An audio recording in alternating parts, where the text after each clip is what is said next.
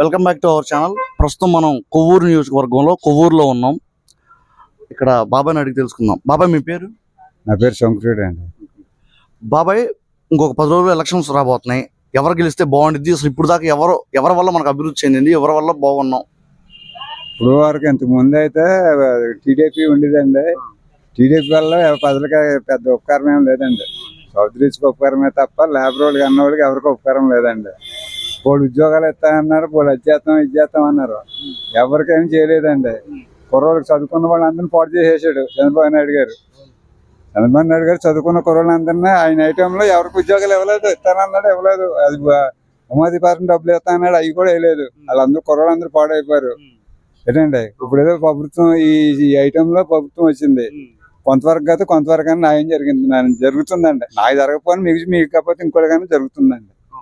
అదండి రేపు వచ్చి ప్రభుత్వంలో మరి ఏం జరుగుతుంది అనేది ఎవరికి తెలియదండి. అదండి. సరే బాబాయ్, అంటే ఈ ప్రభుత్వం వల్ల అభివృద్ధి చెందింది కాబట్టి ఈసారి కూడా ఈ ప్రభుత్వం వస్తే బాగుండిద్ది అని మీ ఆలోచన? నా అభిప్రాయం అండి. మరి అందరి అభిప్రాయం, ఎవరి అభిప్రాయం వెళ్ళకుండా మాకు తెలియదు కదండి. బాబాయ్, ఈ కొవ్వూరులో ఎవరో వచ్చే అవకాశం ఉంది? అసలు ఇప్పుడు దాకా ఏమన్నా కొవ్వూరు అభివృద్ధి జరిగిందా? ఇప్పుడు వరకు జరిగిందండి. మరి ఇప్పుడు జరిగింది కదా. ఇప్పుడు ప్రభుత్వం జరిగింది. మరి రేపు రాబోయే ప్రభుత్వం ఏం జరుగుతుందో ఎలా జరుగుతుందో అనేది ఎవరికి తెలియదండి. అదండి. కొవ్వూరులో కూడా వైఎస్ఆర్సీపీ గెలిచే అవకాశం ఉందంటారా? కంపల్సరీగా గెలుస్తుంది. బాబాయ్, థ్యాంక్ యూ సో మచ్. ఇప్పుడు ప్రభుత్వం చేస్తుందండి. పథకాలు ఇచ్చేవాళ్ళకి ఇస్తుంది, ఎవరికి ఇస్తుందండి. రేపు వచ్చి ప్రభుత్వంలో ఆయన గారు చంద్రబాబు నాయుడు గారు గెలిస్తే వీటికి ఈ పథకాలు అమలు పడితేనే మళ్ళీ కొత్త పథకాలు ఇస్తానని 100 పథకాలు చెప్పేశాడు ఇస్తానని. అవి ఇస్తాడు అనుకోండి.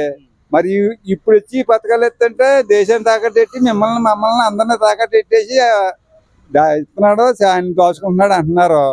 మరి పొద్దున్న వచ్చి ప్రభుత్వం ముఖ్యమంత్రి గారు ఆయన ఎక్కడ తెచ్చిస్తాడు? ఆయన డబ్బులు ఇస్తాడా? ఆయన ఆతులు అమ్ముకుని సరిపోయి ఇవ్వగలుగుతాడు ఈ పథకాలు? అలాగైతే చెప్పడం దాని కూడా మీరు మన లెక్కలు కదండి. అది